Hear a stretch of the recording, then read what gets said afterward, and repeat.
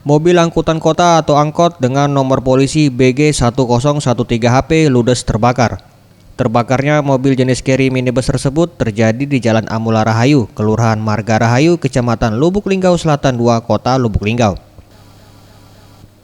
Dari video amatir yang direkam warga setempat, api dengan cepat membakar seluruh bagian mobil hingga ludes terbakar. Beruntung tidak ada korban jiwa. Sang supir, Sandi, berhasil keluar dari dalam mobil dan menyelamatkan diri.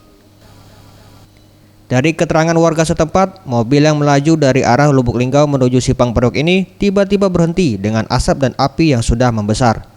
Sontak warga pun langsung berusaha memadamkan api menggunakan peralatan seadanya.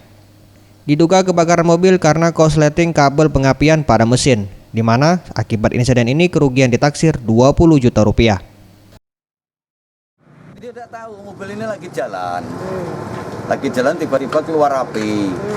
Nah, dia lari, untungnya dia bisa turun. Posisi ada penumpang tadi, Pak? Nah, kosong mobil ini tidak nambang tidak. Posisi emang dari mana nih Pak mobil? Nah, kalau dari mana tidak tahu, pas aku tidak di sini waktu tadi itu kan. Jadi istilahnya tuh tahu-tahu sudah macam ini. Ya untung warga itu banyak. Sementara itu, polisi yang menerima laporan warga langsung mendatangi TKP dan mendata diri kronologi kejadian ini. Tim Liputan Sriwijaya TV.